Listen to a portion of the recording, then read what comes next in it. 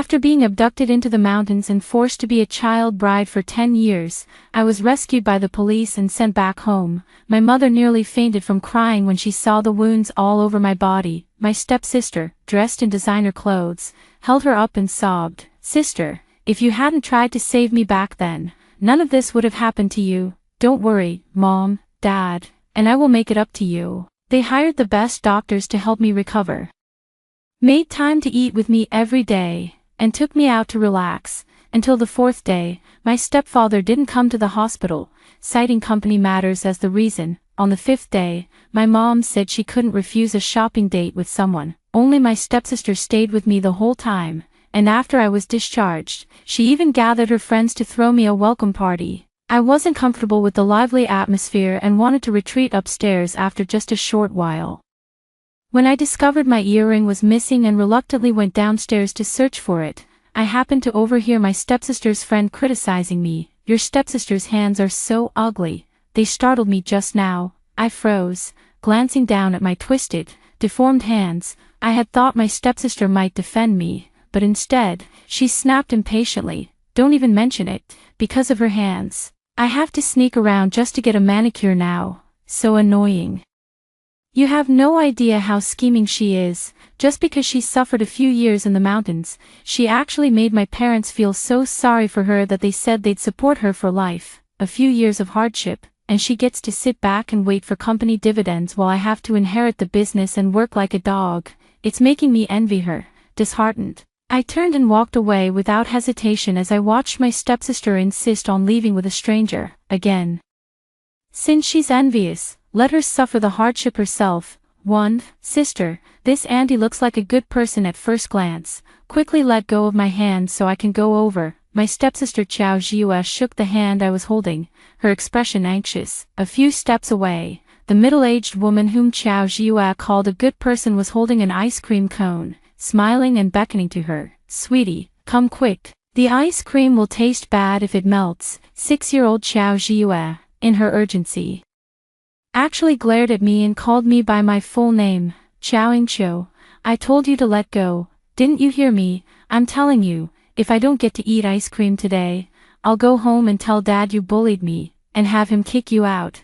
It was only at this moment that I suddenly snapped back to reality. I had actually been reborn in the year I was kidnapped by traffickers at the age of 6. "Chao Ingqiu, are you deaf?" Chao Jiue's dissatisfied voice rang out. I turned to look at her, and seeing the impatience in her eyes, I suddenly smiled. "Jiue, sister believes that auntie isn't a bad person." Before I could finish speaking, Chao Jiue's eyes lit up as she urgently interrupted me. "Then hurry up and let go, or the ice cream will really melt." I didn't release my grip, shaking my head as I said, "It's still not okay. Dad reminded me before we left that I absolutely can't let you sneak ice cream. I have to keep an eye on you for him." Chao Jiue's face immediately fell. She's always had a big appetite, and being controlled at home was annoying enough. Now she has to be watched by me outside too, which instantly made her furious. "You're not even my real sister. What gives you the right to control everything I do?" Her eyes widened as she suddenly shoved me with all her strength. Pretending not to react in time, I let the momentum send me tumbling to the ground, a sharp pain quickly shooting through my ankle. Frowning, I looked up and pleaded with her. "Jiue, just listen to your sister this once. You really can't go." Chao Jiue stuck her tongue out at me, declared, "I won't listen," and then skipped cheerfully toward the middle-aged woman. I saw her smiling sweetly at that woman and saying, "Auntie, you just said that if I came with you, I'd get ice cream. Can I have it now?" The middle-aged woman smiled, her eyes flashing with triumph. "Of course you can." She handed the nearly melted ice cream to Chao Jiue, who didn't hesitate and began devouring it in big bites. "It's so delicious, Auntie, you really weren't lying to me." The middle-aged woman grabbed her hand and suddenly looked at me, her face full of greed. "You heard that, little girl, even your sister said I'm not a scammer. Why don't you come over too? Auntie will buy one for you as well." Meeting her greedy and malicious gaze, I instantly broke out in a cold sweat, trembling all over with fear. In my past life, it was this woman who abducted me. At that time, Chao Jiue, just like now, refused to listen to me. She took advantage of my distraction to push me down and ran off to eat ice cream. I could tell that woman was no good, so of course I didn't dare let her go over. I limped over on my sprained leg, grabbing Xiao Zhiyue to prevent the woman from taking her away, while crying loudly to attract the adult's attention, seeing the situation turn against her. The woman tried to forcibly drag Xiao Zhiyue away. Xiao Zhiyue was terrified and burst into loud sobs. I fought with all my strength to save her, but just as I was about to pull her away to run, she shoved me aside and fled crying into the crowd. I fell to the ground, and suddenly a van came speeding toward me. The middle-aged woman didn't hesitate. She grabbed me and pulled me into the vehicle. I struggled and screamed for help, but the furious woman slapped me several times. If it weren't for you, little troublemaker, I could have snatched a few more girls today. She hated me for blocking her path to wealth. Before selling me off, she beat me every day and starved me. I clung to life, waiting for my mother or someone to come rescue me, but no one ever came. I was sold by these people into the mountains to be a child bride for a fool. During the day, I had to do all the dirty and exhausting household chores, and at night I slept in the pigsty, eating irregular meals. Enduring abuse and beatings were daily occurrences. Recalling those moments, my heart raced wildly, and I instinctively took a step back. Too, I did consider turning around and running away. After all, Xiao Zhiyue was nothing short of an ungrateful wretch. In my past life, I risked everything to save her and endured 10 years of torment in her place. Not only did she fail to show gratitude, but she also secretly told her friends that I was feigning misery to gain sympathy. She even smiled and said she envied me, just enduring a few years of hardship in the mountains, and now I could lie at home spending money every day while still receiving company dividends. Such people aren't even worth comparing to beasts. They're utterly undeserving of my help, but in this lifetime, it's me, the elder sister, who remains safe and sound. If I want my parents to cherish me, I can't be someone who flees for safety when my younger sister is in danger. I forced myself to stand still, raised my head, and shouted at the trafficker, "I won't go over there. You're a bad person. If you don't let go of my sister right now, I'll call the police to arrest you." My voice was loud, and the adults nearby who were out with their children were the first to look over. They watched the middle-aged woman with wary eyes, and one uncle even took out his phone to call the police. The middle-aged woman's expression darkened slightly, and her gaze at me seemed laced with venom. She forced an explanation. "Don't listen to this girl's nonsense, everyone. She's my eldest granddaughter, throwing a tantrum because I only bought ice cream for her younger sister." With a stern face, she scolded me, "Ingqiu, stop making a scene on the street. Hurry up and come home with grandma." The people around hesitated when they heard her say my name. I took a cautious step back, catching a glimpse of Xiao Zhiyue struggling to keep her eyes open, and shouted again, "You still claim you're not a bad person? My sister just ate the ice cream you gave her and now she can barely keep her eyes open. You must have drugged it." Everyone turned to look. Xiao Zhiyue, who had been full of energy moments ago, was now nodding off.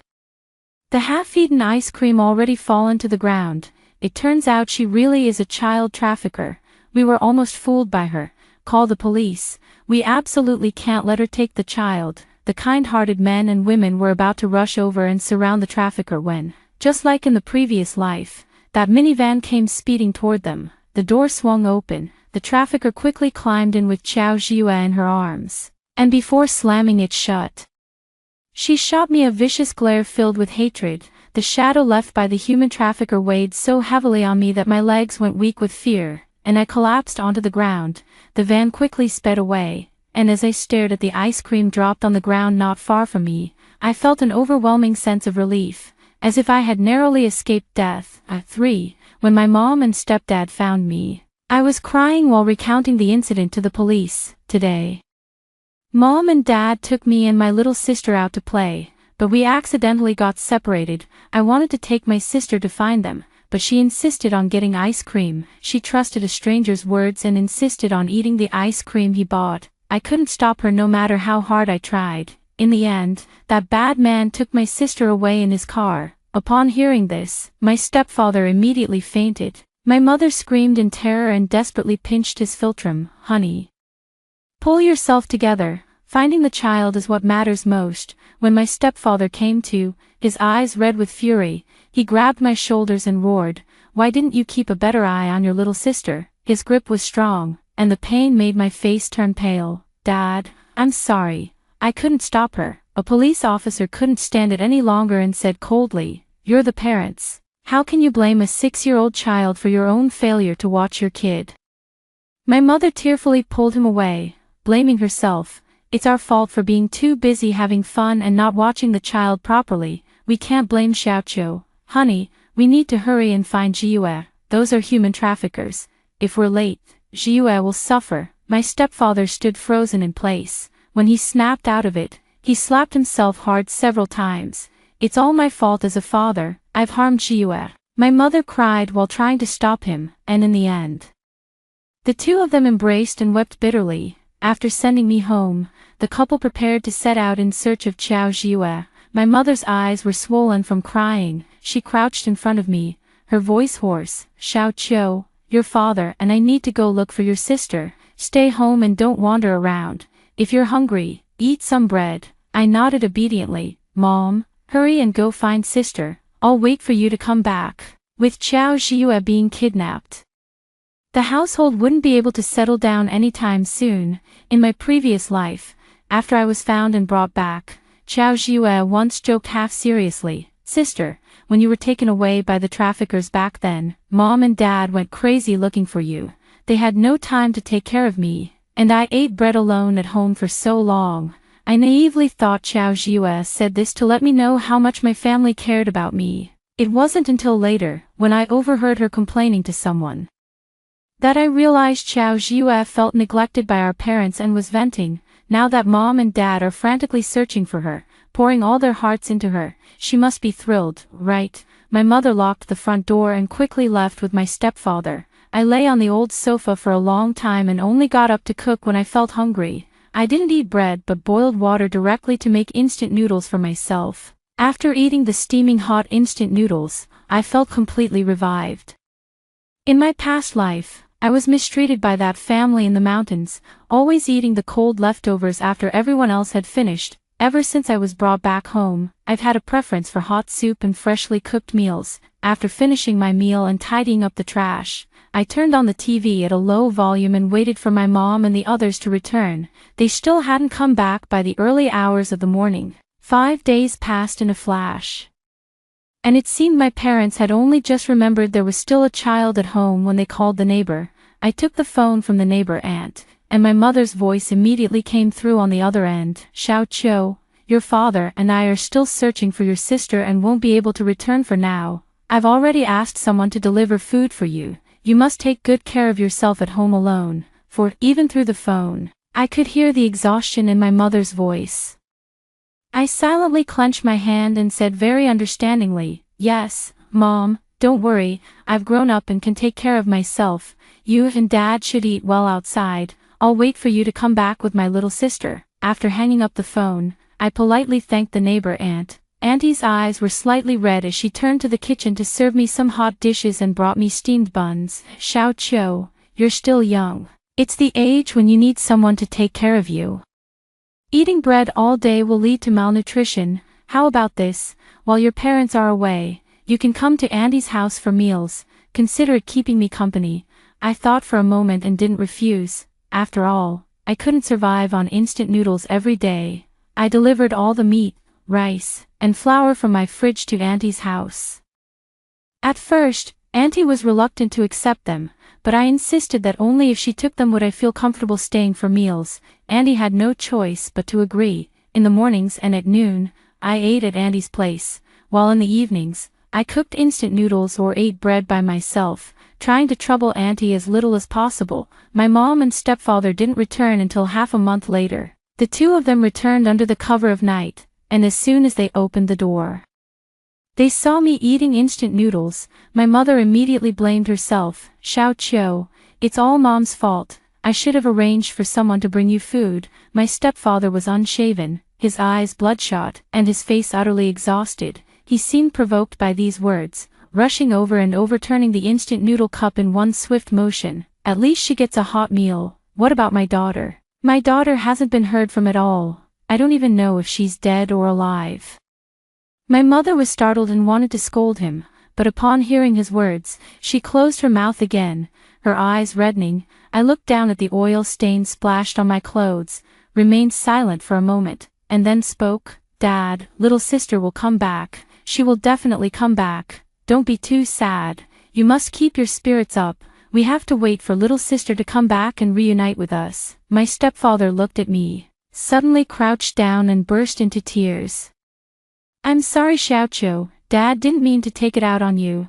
I held him carefully without making a sound, listening as he rambled on about many things. After that day, my stepfather forced himself to regain his spirits. He reopened the small restaurant that had been closed for a long time, and my mother and I helped out there every day. At night, after closing the shop, we would distribute missing person notices together. Missing person notices were distributed one after another, like stones dropped into the sea, without a single ripple in return. At first, my mother and stepfather firmly believed Xiao Zhiyue would return, but eventually, they grew numb and silent. In less than a year, both gave up. My stepfather locked the remaining missing person notices in a cabinet and said sorrowfully, "The police couldn't even find Zhiyue. No matter how much we do, it's just wasted effort." He turned his head to look at me squatting on the ground obediently washing vegetables, then reached out to hug my mom and sighed, "Mylan, we still have to take care of Xiaoqiu, and we have our own lives to live.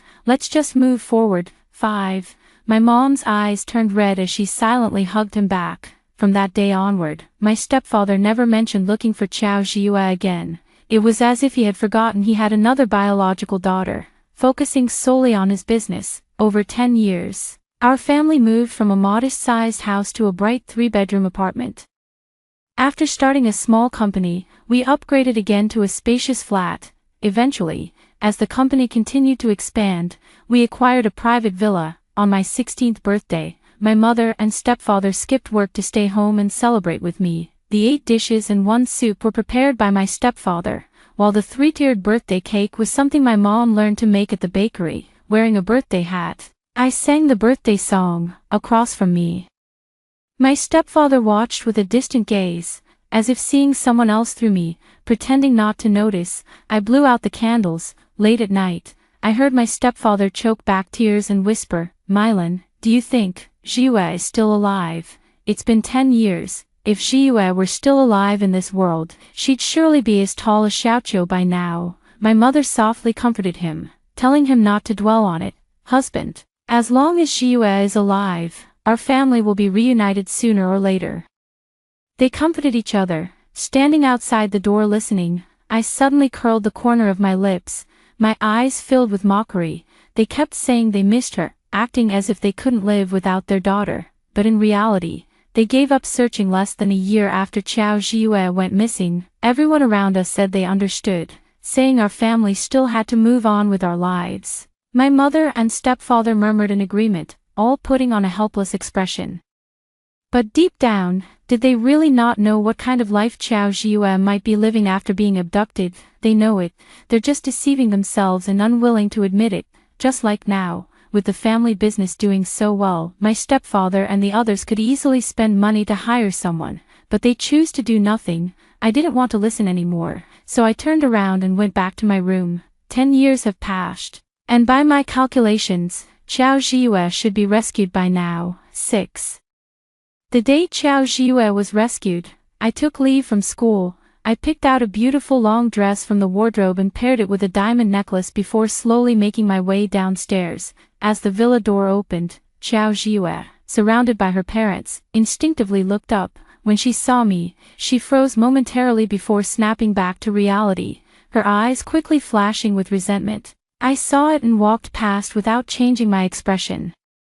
I knew Xiao Zhiyue's ungrateful nature from my past life, so it doesn't surprise me at all that she resents me. "Zhiyue, you've suffered." I squeezed out 2 tears and reached out to hug her. Xiao Zhiyue, who had just been crying and complaining to her parents, suddenly changed her expression and shrieked, "Stop pretending to be nice. If you hadn't failed to stop me back then, I wouldn't have suffered so much. It's all because of you, you bitch, that I've become like this." Her words were sharp, each sentence more offensive than the last, sounding just like a shrew cursing in the streets. My mother and stepfather frowned upon hearing this, though Chao Jiue didn't notice. She shook her stepfather's arm and said, "Dad, I'm your own flesh and blood. You have to stand up for me. Hurry up, get this bitch out of here. I don't want to see her." Her stepfather's temples throbbed with bulging veins. He held back again and again but ultimately couldn't restrain himself, shouting angrily, "Enough, Jiue, it was you who insisted on leaving with strangers back then, and you even pushed Xiaoqiu down. How can you shift the blame onto her?" My mother looked displeased but didn't lose her temper. She tugged at my stepfather's sleeve and whispered, "The kid just got back. Don't talk to them like that." My stepfather suppressed his anger forcefully and didn't look at Chao Jiue again. Chao Jiue looked at her stepfather with disbelief. Her eyes filled with disappointment and resentment. "If you don't welcome me back, I'll leave right now. No need to act like I'm forcing you to accept me." Unlike her cautious demeanor when she returned home in her previous life, Chao Jiue was now irritable, angry, and spewing curses, repeatedly testing her stepfather's patience. "Chao Jiue, it's your own fault for running away and disobeying, which is why you suffered all these years. No one in this family owes you anything. If you can stand living in this house, then stay. If you can't, get the hell out." Her stepfather, his face twisted with rage, lashed out at Chao Jiue with a torrent of abuse. Stunned by the verbal assault, Chao Jiue's eyes welled up with tears, and she began to cry. "Dad, you're telling me to leave? I'm your only daughter." Her tears fell like pearls without stopping. Her stepfather looked at the old scars on her face and finally softened. "Jiue, Dad knows you've suffered a lot, but that's no reason to take it out on your family. Dad will get you the best doctors for treatment. Stay home and rest during this time. If you're bored, read some books, and don't use that foul language anymore." Of course Chao Jiue wasn't really planning to leave. She just wanted her family to remember her suffering so they'd compensate her doubly. "Dad, I understand." She shot me a venomous glare before reluctantly agreeing. My stepfather probably didn't want to see her. The man who'd cancelled work to stay home with me for a day in my past life now left immediately after taking a phone call. My mom asked the nanny to take Chao Jiue upstairs to see the room. Once Chao Jiue went upstairs, she took my hand and said, "Xiaoqiu, your sister grew up in that kind of place, so it's inevitable that her speech might be crude. Don't take it to heart." I nodded without saying a word. My mom glanced upstairs to make sure no one could hear, then lowered her voice and spoke to me. "We've discussed it with your father, and the family business will be left to you to inherit. As you've seen, Jiue is covered in scars and lacks manners. I'm afraid no one will be willing to marry her in the future. Your father suggested giving her some shares so she can live off the dividends and be taken care of indefinitely." 7. Before Chao Jiue returned, my mother and stepfather would think of her every year. Now that people have returned, they all look down on Chao Jiue more than the last, implying that keeping her at home is no different from keeping a pet. Seeing the barely concealed disdain in my mother's eyes, I can imagine how much she looked down on me after I returned in my past life. With reddened eyes, I nodded and said okay. My mother's phone chimed, and upon checking it, she hurriedly said, "Mom made lunch plans with Mrs. Lin today. Gotta hurry over." She reached up to adjust her hair, then turned and walked out. These past few years, our family's financial situation has improved significantly. Mom's gotten to know quite a few wealthy ladies and often goes out with them. I've gotten used to it. I watched her leave, then turned back only to find Chao Jiue standing at the corner of the staircase, her fists clenched tightly, her eyes fixed on me with hatred, as if poisoned. "On what grounds?" Chao Jiue asked while quickly running downstairs. "Why can you inherit the family business while I'm left pitifully with just those measly dividends? I'm also our parents' daughter. I have inheritance rights too." Chao Jiue acted as if she'd gone mad, her eyes bloodshot as she grabbed my dress with her filthy hands, stubbornly demanding an answer from me. I looked down at her twisted, deformed hands and suddenly let out a light laugh. "Chao Jiue, do you really think you're fit to inherit the family business in your current state?" Chao Jiue froze, a flash of confusion crossing her sallow face. I brushed her hand away. "To inherit the family business, you need excellent grades and proper manners.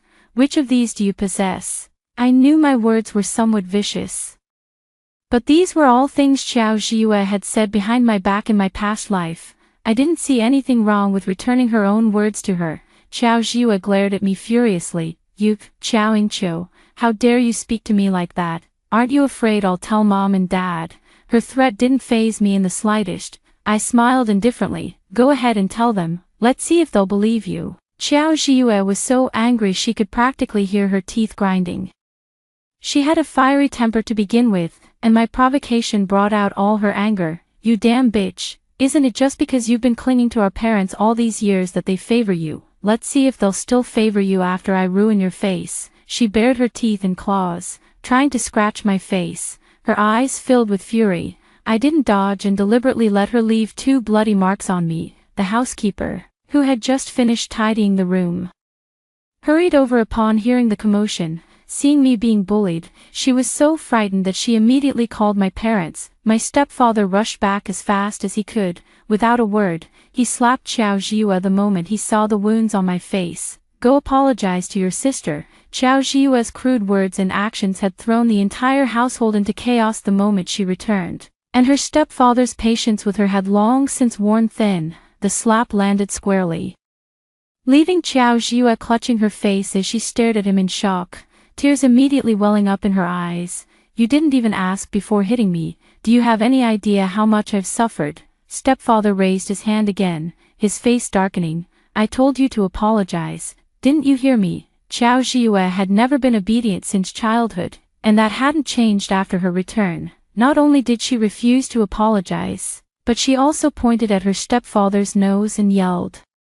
When my mom left, she told you to take good care of me. Not only did you fail, losing me, but now you're planning to leave the family business to this outsider. Xiao, you fucking don't deserve to be my father. 8. The stepfather flew into a rage and slapped her again. Shut your mouth. Xiao Zhiyue cried and laughed hysterically, as if she had gone mad. I won't shut up. I'll say whatever I want. I've been living well with this mother and child all these years, while you never cared about how much I suffered in the mountains. I hate you to death. If my mother were still alive, would you dare treat me like this? The stepfather's face turned pale, then flushed with anger, before he finally shouted, Nanny Lu, lock the second young lady in her room and let her cool off properly. The nanny dragged Xiao Zhiyue upstairs, and Xiao Zhiyue's cursing lasted for a long time before finally stopping.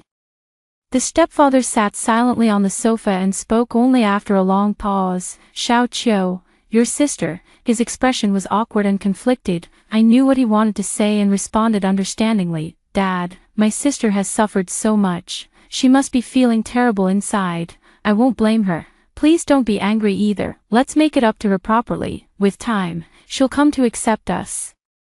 The stepfather's eyes reddened as he nodded repeatedly. All right. Though disappointed in Xiao Zhiyue, she was after all his biological daughter, and he couldn't truly abandon her. He called for a doctor to treat Xiao Zhiyue and also hired a tutor to teach her how to read and write. His intentions were good, but Xiao Zhiyue didn't appreciate it. Xiao Zhiyue tore up the books, insulted the tutor, and after driving them away, she took the shredded pages downstairs and threw them in her stepfather's face. I may be uneducated, but I'm still your daughter. Even if you despise me, you'll have to support me for the rest of your life. Her stepfather turned pale with rage, rolled his eyes, and fainted on the spot. Husband, my mother tearfully called an ambulance, and when her stepfather woke up in the hospital, he weakly said, Send that rebellious girl Xiao Zhiyue to a nursing home. I don't want to see her anytime soon. I sat by the hospital bed, my gaze flickering slightly, my eyes red as I softly pleaded, Dad, don't act impulsively. Younger sister is still young and doesn't understand things yet. When she's older, she'll realize your good intentions. My mother wiped her tears. That's right, dear. Calm down. If you really send Zhiyue away, it'll be you who suffers the most. My stepfather was persuaded by us and said with a dark expression, Then I'll give this rebellious daughter one last chance. If she still causes trouble, she'll be sent straight to the sanatorium. After leaving the hospital room, my mother looked at me with relief. Xiao Qiu, I was worried just a few days ago that you'd reject Zhiyue. I never expected you to be so understanding. I lowered my eyes, smiling silently. After angering her stepfather to the point of hospitalization, Xiao Zhiyue behaved herself for a while. She took her medicine on time as instructed by the doctor and studied with her newly hired tutor.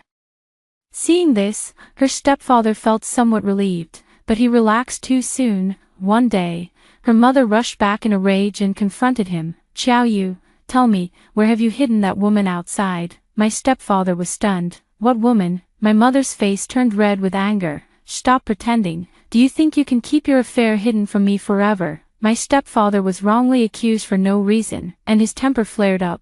"Chen Milan, what nonsense are you talking about? Every day, I'm either busy at work or coming home to spend time with you. When would I have the chance to keep another woman?" My mother snorted coldly, not believing him at all. "Stop pretending with me. Someone saw you hugging and holding another woman on the street." The stepfather was so angry it gave him a headache. When did I ever? The couple had always been close, but now they were arguing fiercely. Exhausted from arguing, the stepfather suddenly shouted angrily, "Chen Milan, you're speaking with such certainty. Who on earth fed you these lies?" My mother let out a cold laugh and looked at him with disappointment. "What's the matter? Feeling guilty now?" Trying to buy silence with money, she was convinced her stepfather had betrayed her and stubbornly refused to reveal who had told her these things. Her stepfather gazed at her with wounded eyes and said wearily, "Chen Milan, for over 10 years. We've been husband and wife for over a decade. I never thought I'd be seen as such a person in your eyes." 9. When I was 3 years old, my father passed away unexpectedly. To support me, my mother took on 2 jobs and met my stepfather, who ran a small restaurant. Initially drawn to each other, they didn't rush into being together. They spent nearly a year getting to know each other, confirming their genuine desire to be together before finally getting married. During the toughest and most exhausting times, they held each other's hands without letting go. Now that life has improved, with money and leisure, cracks have begun to appear in their relationship. The two parted unhappily, and the atmosphere at home remained tense for the next few days. I comforted my mom, telling her not to overthink it, while Xiao Zhiyue followed suit and tried to console my stepfather. When my mom and stepfather argued again over another woman, I presented them with investigative findings. "Mom, Dad, stop arguing. Look at this first." My mother wiped her tears, turned her head away from my stepfather, and picked up the documents as if in defiance. After glancing at them for a moment, my mother froze completely. My stepfather frowned, took the documents from her hands, and after reading them briefly, his expression darkened instantly. "Xiao Zhiyue, get your ass down here." He slammed the documents onto the table, startling Xiao Zhiyue, who was coming downstairs. "Dad, what's wrong?" Her stepfather was so angry his chest heaved. "How dare you ask me what's wrong? Come here and see for yourself." Xiao Zhiyue's hands trembled as she picked it up and glanced at it, her face instantly turning pale. I deliberately spoke with disappointment. "Zhiyue, you've truly let us down. If you were unhappy about me inheriting the family business, you could have just said so. Why resort to spreading rumors behind our backs and inciting our parents to divorce and divide the family assets?" My mother glanced at Xiao Zhiyue, her eyes filled with disappointment and anger at being deceived. "Zhiyue, Mom, Andy hasn't treated you badly, has she? Ever since you came back, haven't I provided you with everything? Dresses, jewelry, handbags. You're well aware of your current health condition. You simply can't take over the family business. Making you a minor shareholder and giving you dividends is entirely for your own good. You don't appreciate it, fine. But how could you turn around and treat me and your dad like this?" My mother even changed how she addressed me, her eyes filled with disappointment. My stepfather stood up, furious. "Xiao Zhiyue, why can't you just stay at home and live a steady life? Are you really happy only when this family is completely destroyed?" Xiao Zhiyue's petty scheme was exposed, so she stopped pretending and went all out. "Yes, I want to destroy this family. Only then can you get divorced. And I can get my rightful half of the property." Stepfather's face darkened. "I think you've lost your mind." Xiao Zhiyue let out a strange laugh. "All of you favor Xiao Yingqiu. Not a single one of you has seriously considered my future. In this situation, if I don't look out for myself more, that would truly be madness." The stepfather couldn't take it anymore. He closed his eyes briefly, made up his mind, and sent Xiao Zhiyue to a sanatorium. After this incident, my mother and stepfather's relationship was still affected, Although both wanted to move on, the harsh words exchanged during arguments stuck in their hearts like thorns, impossible to remove. The house grew increasingly quiet, yet I acted as if I didn't notice, going about my daily routine as usual. I studied finance, jewelry design, whatever interested me, pouring all my effort into bettering myself. Just when I thought everything was behind me, the nursing home called. They said Chao Jiue wanted to see me and had brought me a message. How does it feel to spend your life stepping over me and living the life that should have been mine? The moment I heard it, I knew. Chao Jiue had also returned. 10. After some thought, I ultimately decided to go see her. Because Chao Jiue's actions had deeply disappointed our parents, she was sent to a distant sanatorium. I had the driver take me there and met her alone. In the hospital room, Chao Jiue's gaze turned vicious the moment she saw me. Chao Yingqiu, you wretched woman, in our past life, I treated you so well after you returned home, yet you abandoned me without hesitation. If I had known it would come to this, I should have kicked you out of the house in my past life and made you a homeless beggar. My smile remained unchanged. Weren't you jealous that I was a child bride for 10 years and got all the love from mom and dad? This time, I won't save you. Let you experience it firsthand. Why aren't you happy about it? Chao Jiue's expression froze, and she suddenly screamed hysterically. That was just an offhand remark. How could you take it seriously? How could you do this to me? I sneered coldly. Of course I knew Chao Yingqiu wasn't genuinely envious. The reason she said that was simply to flaunt her ability to inherit the family business and bask in her parents' favor. But that was precisely what I hated about her. I fell to such a state to save her. So why doesn't Chao Jiue feel even a shred of gratitude or guilt? I paid a painful price to save someone, and after finally returning, I have to watch you flaunt how well you're doing and listen to you subtly despise me. Since I clearly knew this would be the outcome, why did I bother saving an ungrateful wretch like you? Chao Jiue clenched her teeth and glared at me, her eyes filled with hatred. But you're the elder sister. If you don't save me, you're selfish and cruel. The reason I've become like this is all because of you. She blames all her mistakes on me, never reflecting on what she's done.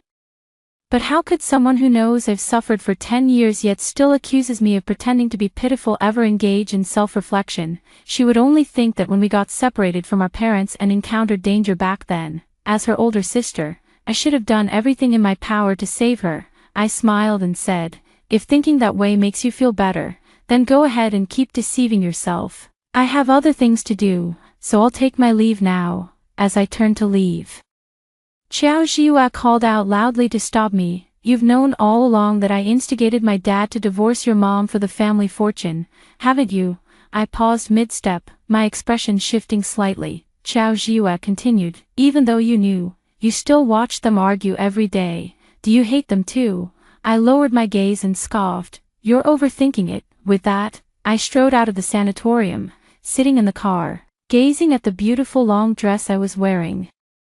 My thoughts drifted far away. In my past life, after Chao Jiue said those things about me behind my back, I felt utterly heartbroken. Coincidentally, my parents came home just then, and I thought they would scold me sternly. Her stepfather merely frowned and told her not to talk nonsense. My mother put down her bag with an indulgent expression. Jiue was just speaking casually. Don't take it seriously. Even if Xiaoqiu heard it, she wouldn't mind. Every night, I dream about those things I experienced in the mountains. Being unable to move on is already painful enough, but my so-called family kept picking at my scars, trampling on them over and over, and in the end, they thought I shouldn't mind. How could I not resent them? Coming back to my senses, I turned my head to look out the window. Now, in this family of 4, no one is truly sincere with anyone else, and everyone harbors resentment. I think it's only fair. The end. That concludes the first story. Stay tuned, the next one is even more exciting. On the day I was brought back to the wealthy family, my fake heiress sister clung to mom's arm, gently lecturing me on the law. Sister, our family values boundaries, and I hope you do too. You can't just enter my room as you please. Mom and dad's relationship needs time to adjust, so don't be too impatient, and don't disturb my brother's life. Ultimately, although I'm adopted, I've shared 20 years of memories with them. You may be their biological child, but to us, you're essentially still a stranger. In my past life, I tried so hard to fit in, lowering myself to the dust, only to be framed by her and stripped of everything, dying miserably in a mental institution. In this second chance at life, I smiled and nodded. You're absolutely right, sister. Boundaries are important. So now, I'd like you, this stranger in essence, to move out of my room.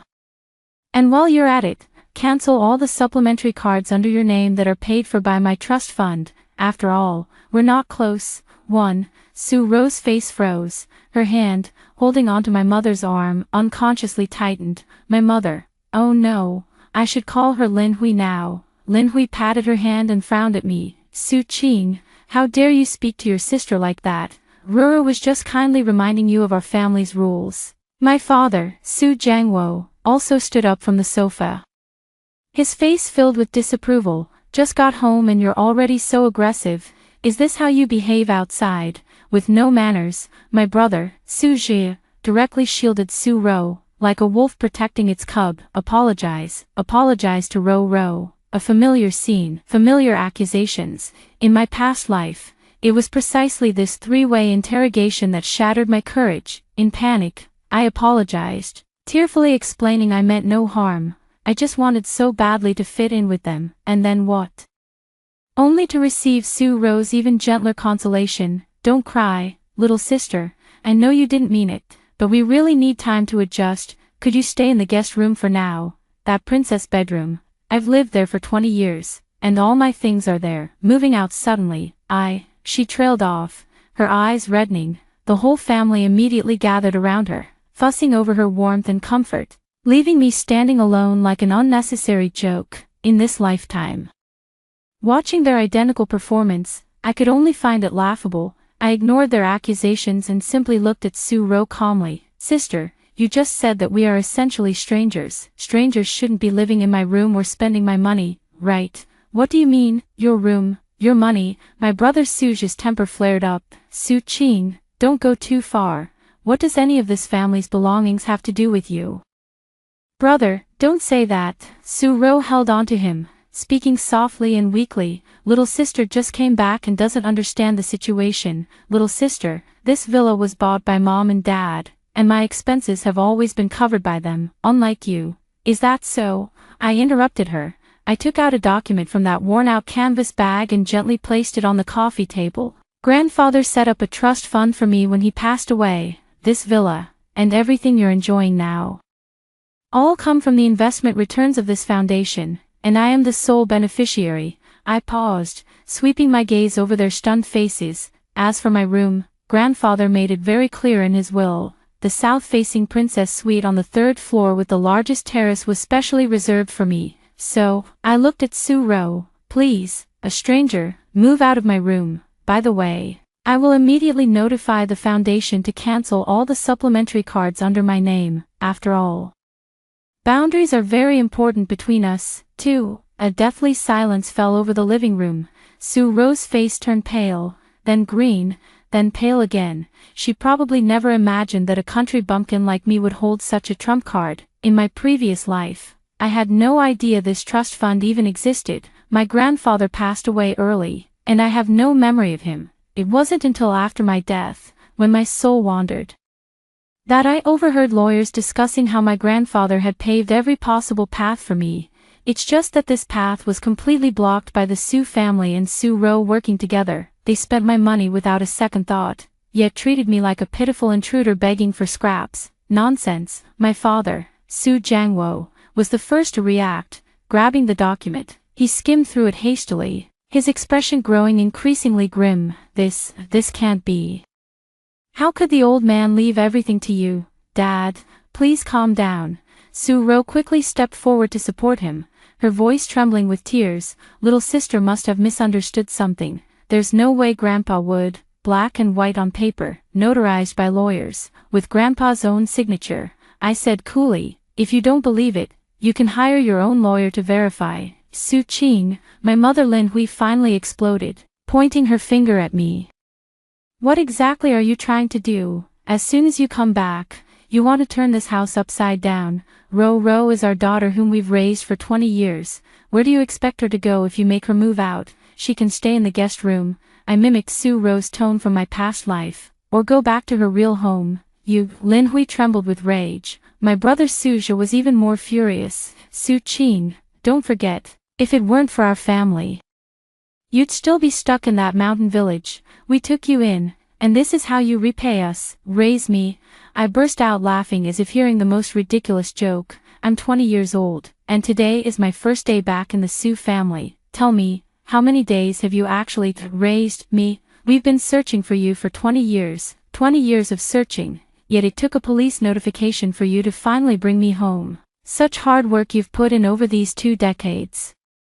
My words were like a knife, piercing straight through their hypocritical masks. Suja's face turned beet red, unable to utter a word. Su Ro's tears finally fell as she threw herself into Lin Hui's arms. Mom, it's all my fault. I shouldn't have lived here. I shouldn't have spent the family's money. I'll move out right away. I'll return everything to my sister. Silly child. What nonsense. Lin Hui hugged her heartbrokenly. This is your home. No one can drive you away. She raised her head and looked at me with eyes filled with something close to hatred. Su Qing, if you still consider us your parents, take back that so-called fund. Rura's cards. Not a single one can be cancelled, and her room. No one is allowed to touch it. Otherwise, get the hell back to your mountain village. Our Su family has no place for a cold-blooded, heartless daughter like you. 3. I laughed. All right.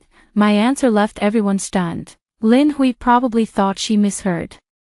What did you say? I said fine. I repeated, since you all don't want to see me so much, I'll just leave. I bent down, picked up my canvas bag, and turned to walk out. Not a trace of nostalgia. In my past life, what I feared most was this sentence. Get back to your mountain hovel. To avoid being driven away, I was willing to sacrifice everything, but now, every second I spend in this gilded cage of the Su family fills me with disgust. Stop, Su Jiangwo barked sharply.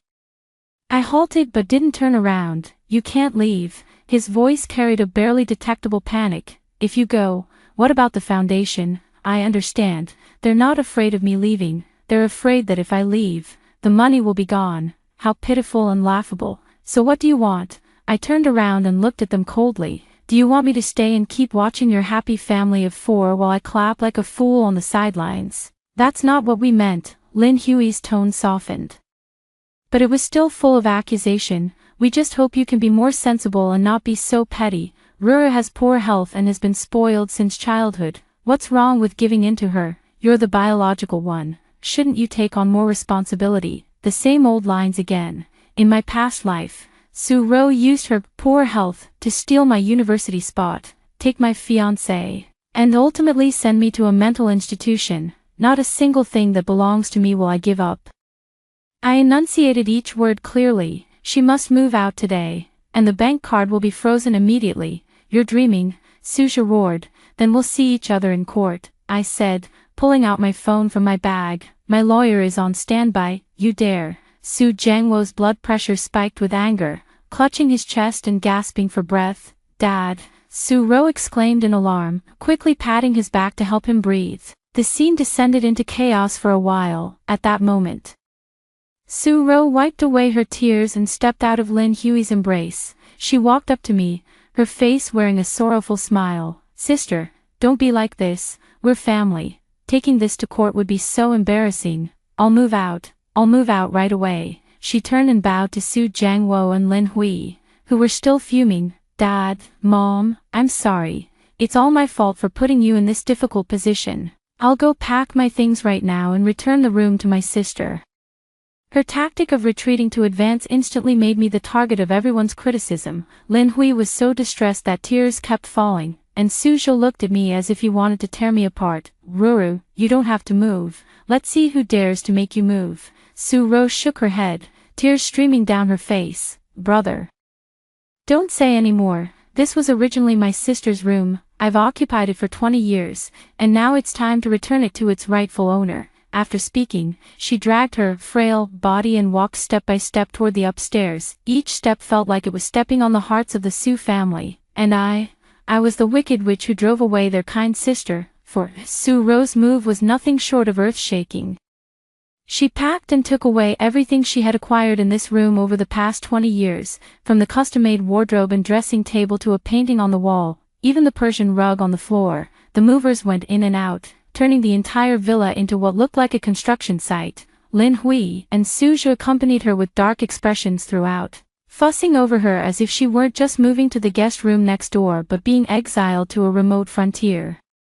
Su Jiangwo sat in the living room, drinking tea cup after cup, his gaze at me as if laced with poison. I couldn't care less. Sitting at the other end of the sofa, I leisurely scrolled through my phone, instructing the trust fund manager to freeze all the supplementary cards under Su Ro's name. The manager worked with great efficiency and replied within 10 minutes saying everything was taken care of. By evening, Su Ro had finally finished moving. The originally luxurious princess room was now completely empty, leaving only a bare bed frame. Lin Hui supported the physically and mentally exhausted Su Ro downstairs, and as they passed by me, she coldly tossed out a remark. "Are you satisfied now?" I raised my head and smiled faintly. "Not quite yet. What more do you want?" Su Zhe couldn't hold back his low growl. Big sister's belongings may have been moved out, but her scent still lingers in the room. I stood up, walked to the staircase, and called out loudly to the maid upstairs, "Nanny Wang, thoroughly disinfect the princess suite on the 3rd floor, from top to bottom, with disinfectant, wallpaper, curtains, carpets, all the soft furnishings, must be replaced. I don't like using things left behind by others." My words instantly turned Lin Hui and Su Zhe's faces ashen. Su Ro staggered, nearly falling, but fortunately Su Zhe caught her in time. "Sister," her eyes welled up with tears, "I know you don't like me, but you don't have to be like this. These things were all carefully chosen by me. Some are even limited editions. So what?" I raised an eyebrow. "Just because you like them doesn't mean I have to. I really can't compliment your taste, elder sister." "You..." Su Ro's face drained of color. She probably didn't expect that I would publicly expose her hypocrisy. "Su Qing, that's enough." Lin Hui, fiercely protective of her daughter, rushed forward and raised her hand to slap me. I did not dodge. In my past life, I endured countless slaps from her. When taking the blame for Su Ro, she hit me. When I failed to surpass Su Ro in the exam, she hit me. When I defied her and tried to visit my grandfather's old subordinates, she hit me again. I've gotten used to it, but this time, her wrist was caught mid-air. A man in a black suit and gold-rimmed glasses had appeared behind us unnoticed. "Mrs. Su, my client is not someone you can casually mess with." The man's voice was icy, carrying an air of unquestionable authority. It was my lawyer, Zhou Yi, also the most capable right-hand man my grandfather left me. In my previous life, I never knew of his existence until after my death, when I saw him tirelessly working on my case. Lin Hui was overwhelmed by his powerful aura and momentarily forgot to react. Su Jiangwo also stood up, eyeing the unfamiliar man warily. "Who are you?"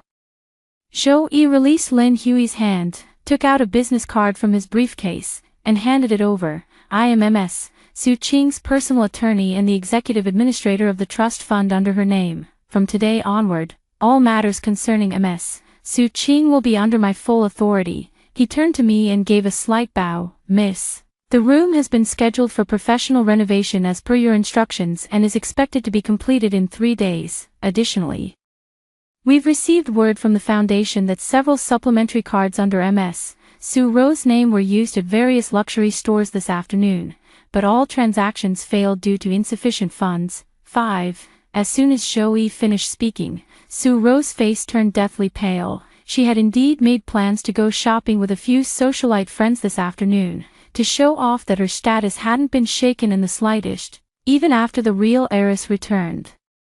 She had deliberately chosen the most upscale mall and set her sights on a limited edition bag from the latest season. Under the envious gazes of her friends, she nonchalantly handed over the black card. However, the POS machine coldly displayed, "Payment failed." Refusing to believe it, she tried several other cards, but the result was the same. The strange looks from the clerk and her friends made her wish she could disappear into the ground. She fled the mall in disarray, wondering the whole way if there was a system glitch. Only now did she realize, it wasn't a system issue, it was me. I had really frozen her card. "Su Qing, you..." Su Ro was so furious she couldn't even speak. pointing at me with trembling fingers. Ruru, Lin Hui quickly supported her, glaring at me angrily. Look at what you've done.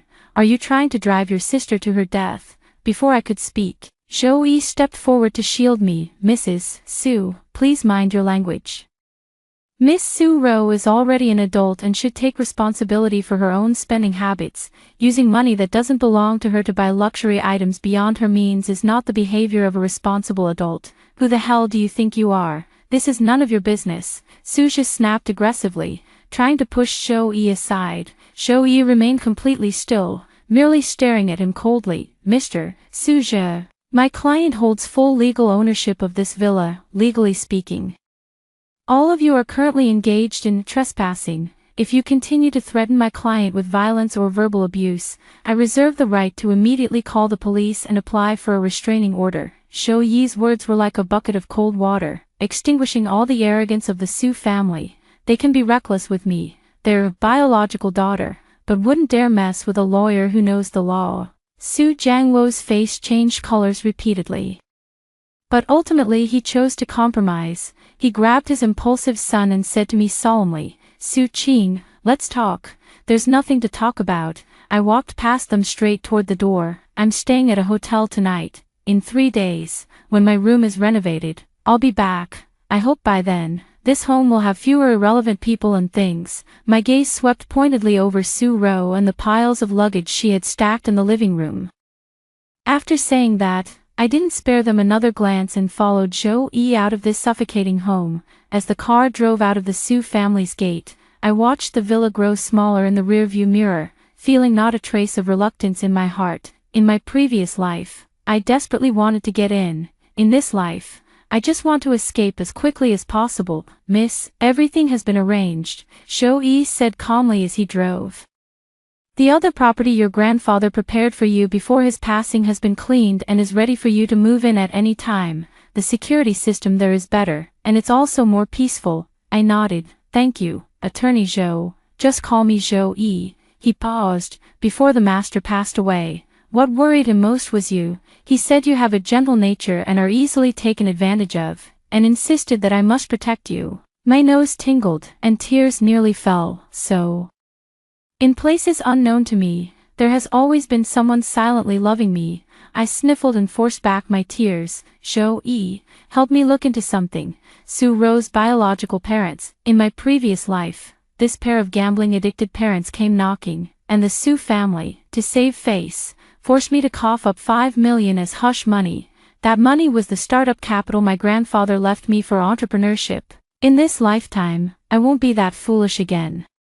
It's time to detonate this ticking time bomb. 3 days later, I returned to the Su family. The villa was completely refreshed, and my princess room was decorated in a minimalist yet elegant modern style, exactly to my liking. The air was filled with a faint scent of aromatherapy, with no trace of Su Ro's cloyingly sweet fragrance left. The Su family still looked at me with resentment and dissatisfaction in their eyes, but no one dared to provoke me openly anymore. The lawyer had taught them temporary restraint. Su Ro moved into the guest room, and her miscellaneous belongings in the living room were also cleared away. When she saw me, she would force a smile that looked worse than crying and call me little sister. Then she would quickly lower her head, pretending to be very busy. The financial cutoff dealt her a devastating blow. Her high society friends gradually distanced themselves from her when they realized she could no longer foot the bill for afternoon teas or provide luxury shopping services. She tried pouring out her grievances to Su Jiangwo and Lin Hui, but they were now struggling to keep their own heads above water. Although the trust fund still covered the daily expenses of the villa and their basic living costs, all major expenditures required my signature, even if they wanted to give Su Ro money. They needed my approval first. Of course I wouldn't agree. That day, Su Ro was crying secretly in her room again because she couldn't afford the tuition for the new quarter of yoga classes. Lin Hui came to me with reddened eyes. Su Qing, can't you just show some kindness? Ruru has been learning this since she was little and has persisted for 10 years. If you make her stop now, wouldn't that be killing her? I was reviewing the company financial report Zhou Yi had sent over.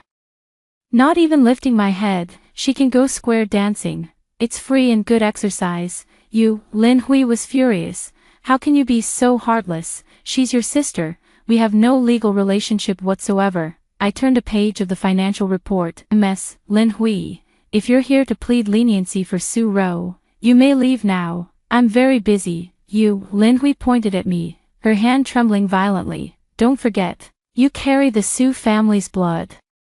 Your grandfather's company is now managed by your father. Aren't you afraid Afraid of what?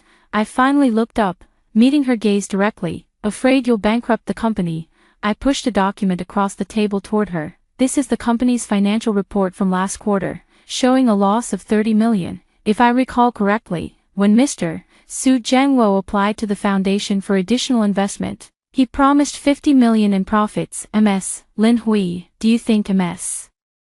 Su Ro's yoga classes are more important than the livelihoods of thousands of Su Group employees? Lin Hui's face instantly turned deathly pale. She probably didn't expect that I was actually reviewing these documents she thought I couldn't possibly understand.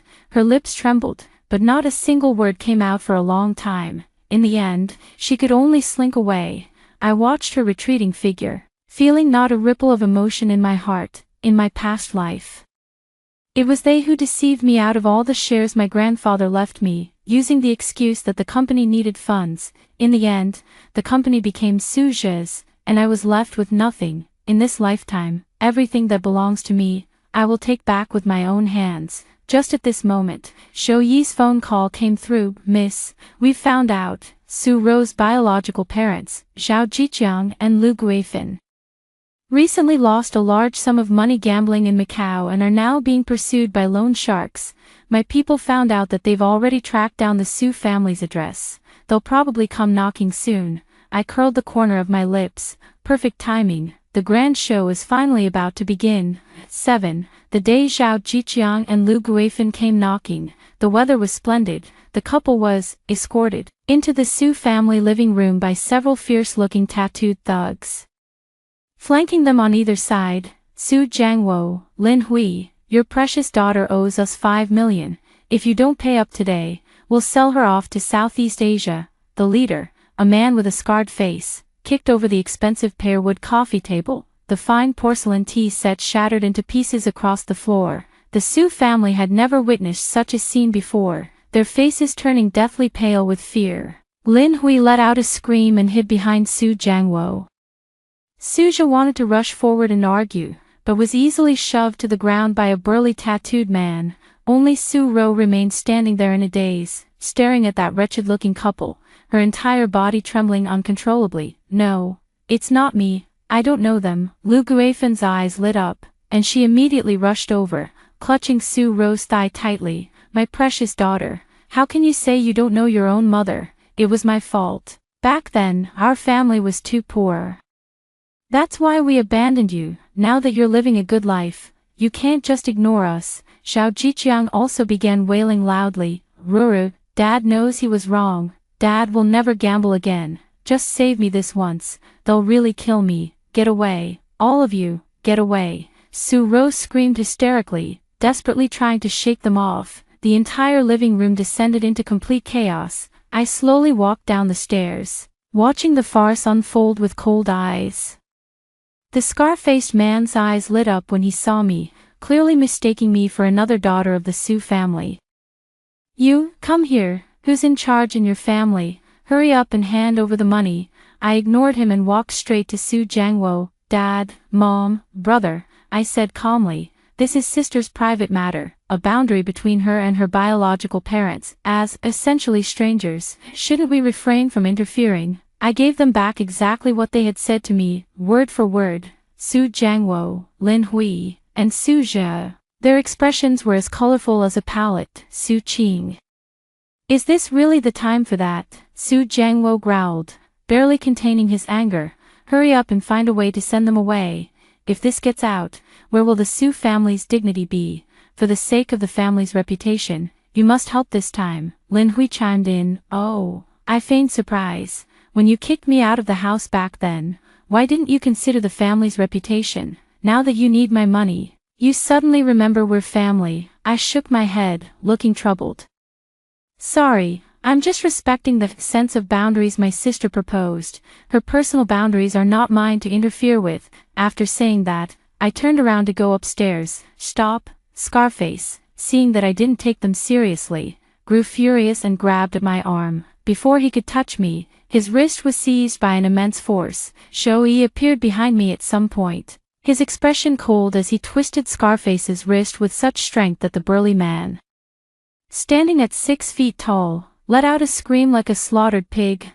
Let go, my hand's gonna break. Several other tattooed men immediately surrounded them. Upon seeing this, Shoei remained unfazed, merely stating coldly, outside the villa, my people have already called the police. If you leave now, it counts as trespassing. If you take any further action, it becomes home invasion robbery plus intentional assault. The men exchanged glances, each seeing wariness in the other's eyes.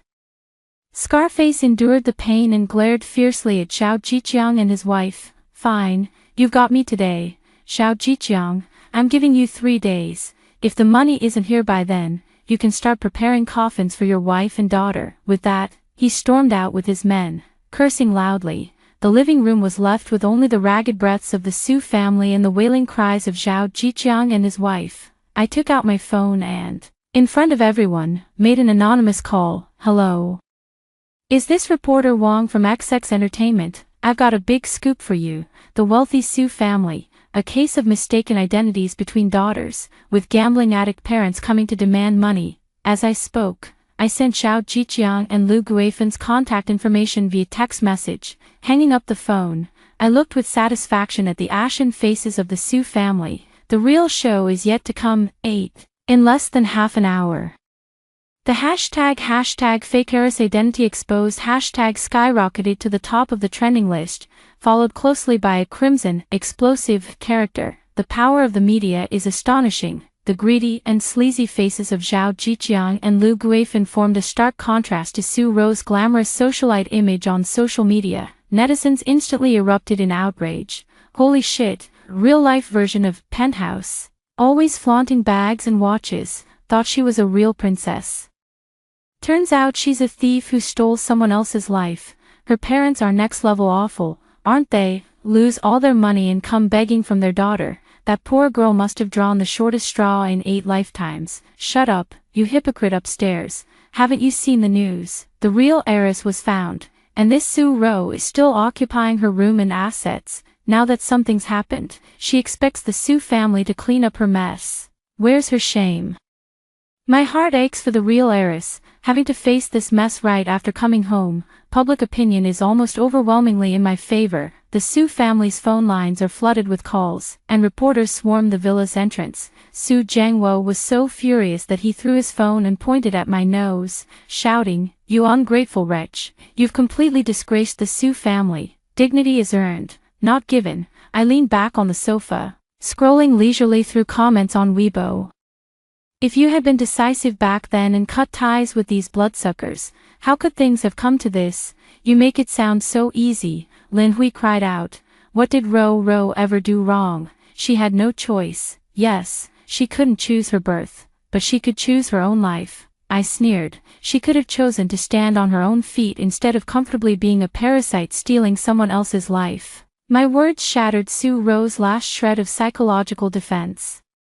She screamed and rushed at me, trying to hit me. "I'll kill you, Su Qing, I'll kill you." Suja reacted swiftly and grabbed her, holding her back as she struggled wildly in his arms, looking utterly deranged. "It's all your fault. You ruined everything. You destroyed my entire life." Watching her hysterical state, I felt not a shred of satisfaction, only a chilling coldness. In my past life, it was her relentless torment that drove me to madness, ultimately landing me in a mental asylum, and she, stepping over my bones, reveled in everything that should have been mine. This time, I merely returned the favor, giving her back exactly what she had done to me. "Take her back to her room," Su Jiangwo roared at Suja. Suja half-dragged, half-carried Su Ro upstairs. Only Su Jiangwo, Lin Hui, and I remained in the living room. "Speak up, what exactly do you want?" Su Jiangwo slumped onto the sofa, looking as if he had aged 10 years in an instant. "It's very simple," I put down my phone. "Make Su Ro and her parents disappear completely from the Su family." "Impossible," Lin Hui immediately retorted. "Ruro is the daughter we raised, we can't just abandon her." then you can keep taking care of her. I stood up. As for the company, don't count on me anymore. What do you mean? Su Jiangwo suddenly looked up. The Su Group has recently been bidding for a government project in the southern part of the city, right? I looked at him and spoke slowly. I heard the biggest competitor is the Li Group. Su Jiangwo's expression changed. This project is crucial for the Su Group. It's his last card to turn things around. Unfortunately, my grandfather happens to be old friends with the chairman of the Li Group. Su Jiangwo's lips began to tremble. With just one phone call, I can decide the fate of this project. I looked down at him condescendingly. Now, are you really willing to gamble the entire future of the Su family for an adopted daughter? It was a blatant threat. I gave him a choice. Choose Su Ro, or choose the Su family's wealth and prosperity. In my previous life, they chose my grandfather's shares without hesitation and abandoned me. In this life, I want to see just how much their familial love is worth. 9. Su Jiangwo and Lin Hui hesitated. They looked at me, their eyes filled with struggle, anger, and a trace of fear. They never expected that this daughter who returned from the mountains would prove far more troublesome than they had imagined. I gave them a day to think it over. The next day, instead of their reply, I was met with my brother Su Zhi. He blocked my doorway, dark circles heavy under his eyes, looking as though he hadn't slept all night. Su Qing, let's talk. His voice was hoarse. I have nothing to say to you. I moved to close the door. He pushed against the door forcefully, using all his strength. I know you hate us, hate how we favor Ro, but can't you avoid being so ruthless? The company is Dad's lifelong effort and Grandpa's legacy. You can't just stand by and watch it collapse. I looked at him, finding it somewhat amusing. The company was Grandpa's business, not Dad's. Besides, its current near collapse is due to Dad's poor management. You're talking nonsense, Suja retorted angrily. Dad poured his heart and soul into the company. It's you. You're the one who stirred up trouble as soon as you came back, distracting Dad. So, it's my fault again, isn't it? If you could be more generous and accept Ro, how could things at home have turned out this way? How could there be problems with the company? I was completely infuriated by his twisted logic and laughed bitterly. Suja, do you think the whole world should revolve around you? It wasn't my fault that I was switched at birth and suffered outside for 20 years. It wasn't my fault that Su Ro took my place and lived a life that didn't belong to her. It wasn't my fault either that you favored your adopted daughter and mistreated your own flesh and blood. Now that you've gotten yourselves into trouble, you want me to clean up your mess. What gives? Suja was left speechless by my question. His face alternating between red and white. Then, what do you want? He struggled to say. As long as you're willing to help the company, we can discuss any terms. My terms were already made very clear yesterday. Let Su Ro leave. No way. He refused without hesitation. Her reputation is ruined now, and she's penniless. If we drive her out, aren't we sending her to her death? We've raised her for 20 years. We can't treat her like this. Watching his sincere expression, the last trace of familial affection in my heart vanished. In my past life, when I was sent to the mental hospital, he said the exact same thing.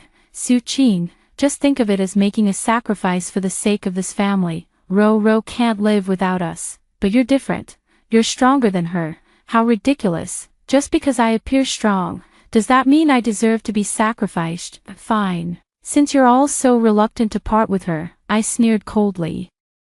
Then you can hold on to her and get the hell out of the Su family together. Ignoring his shock, I immediately called Zhou Yi. Zhou Yi, you may initiate Plan B now. Yes, miss, I didn't give the Su family another chance. For the Southern City project, I directly utilized my grandfather's connections and handed it over to the Li Group.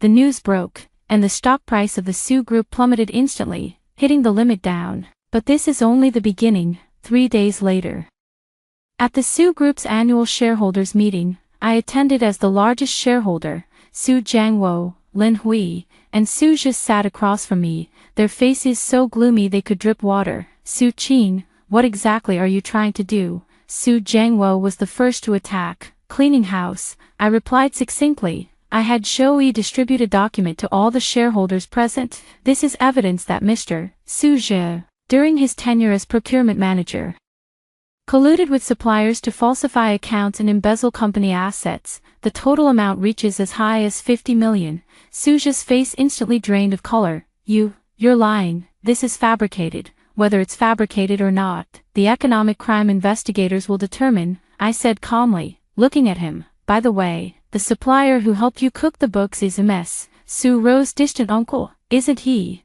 In my previous life. It was with this money that you bribed the doctors at the mental hospital to falsely accuse me of being mentally ill. My words exploded like thunder in the conference room. All the shareholders stared in shock at the three members of the Su family. Lin Hui screamed, "You're insane, you're talking nonsense. Whether I'm talking nonsense or not, you know best in your hearts." I stood up, looking down at them from above. I proposed the removal of Su Jiangwo from his position as chairman. The dismissal of Su Zhe from all his roles, and holding him legally accountable. Additionally, on behalf of Su Group, I will sue Ms. Lin Hui for illegally transferring and embezzling the trust fund assets under Miss Su Qing's name. Now, please cast your votes, shareholders. 10. The outcome was unsurprising. Faced with irrefutable evidence, no one would stand by a family on the verge of collapse. Su Jiangwo and Su Zhe were dismissed on the spot, while Lin Hui also received a court summons. The Su family underwent a complete upheaval. I took over the company and quickly stabilized the situation, leveraging the connections left by my grandfather and my own capabilities. The first thing I did was reclaim the Su family villa. That day, when I returned with Zhou Yi and a few bodyguards, the Su family was in complete chaos. Su Ro's biological parents, Zhao Jiqiang and Lu Guifin, having failed to get the money and being pursued by loan sharks, simply refused to leave the Su family home. They turned the villa into a complete mess, taking whatever they wanted and throwing tantrums at the slightest displeasure, resorting to violence and verbal abuse. Lin Hui and Su Ro, two women accustomed to a life of comfort, were no match for them and were tortured beyond recognition. Su Jiangwo and Su Zhe, already overwhelmed with company matters, returned home only to face this chaotic situation, pushing them to the brink of a mental breakdown. They saw me as if they had seen a savior. "Ching, you're back. Quick, get these two ruffians out of here." Lin Hui rushed forward and grabbed my arm, seemingly forgetting that just days ago she had wanted to hit me. I shook off her hand in disgust. "Ms. Lin Hui, please understand. This is no longer your home." I had the bodyguard hand her a property deed. "This villa is now under my name. I'm giving you 24 hours to take all your people and belongings and get out of here." "What?" The Su family was stunned. "Su Qing. You can't do this," Su Jiangwo roared. "We're your birth parents. When you forced me to take the blame for Su Ro, when you tricked me out of my shares, when you sent me to a mental hospital, did you ever stop to think that you're my biological parents?" I walked toward them step by step, and with every word I spoke, their faces grew paler. "Now, we need boundaries between us. This house will be the boundary between you and me." I no longer looked at their desperate faces and turned to give orders to the bodyguards. "If there are still irrelevant people here after 24 hours, throw them out directly." With that, I left without looking back. Behind me came Lin Hui and Su Ro's heart-wrenching cries, as well as Zhao Jiqiang and his wife's gloating curses. None of this had anything to do with me anymore. 11. Later, I heard that the Su family went bankrupt. Su Jiangwo and Su Zhe were sentenced to prison for embezzlement and falsifying accounts. Lin Hui's assets were frozen to compensate for the company's losses. The three of them, along with Su Ro and her parasitic parents, could only squeeze into a small rented apartment of a few dozen square meters. Without money, the Su family's arrogance and dignity vanished completely. Zhao Jiqiang and Lu Guifin became even more relentless, quarreling and fighting with them daily over basic necessities. It is said that Lin Hui and Su Ro were often beaten black and blue, while Su Jiangwo and his son, after being released from prison, could only survive by doing odd jobs. Utterly powerless to resist, they regretted their past actions deeply, sending messages through intermediaries, begging for my forgiveness and pleading for another chance. I just had someone reply with one sentence: "We're not close." Their personal hell has only just begun. As for me, after completely cleaning up this trash, I've finally welcomed my own rebirth. I renamed the Su Group to Yuanqing Group, in memory of my grandfather and my rebirth. Under my leadership, the company flourished and quickly became the industry leader. I have become a true queen, wielding power and shining brilliantly, only occasionally, in the stillness of the night. Do I still think of that humble and pitiful version of myself who died in the mental hospital? I walk to the window, gaze at the stars in the sky, and softly whisper to myself, Su Qing, you've worked hard. From now on, no one can hurt you anymore. Sunlight streams through the floor-to-ceiling window, warm and bright. A new day begins. At the end, that's all for today's story. If you enjoyed this video, please give it a like and subscribe. If you have any suggestions, feel free to leave a comment below. See you in the next video.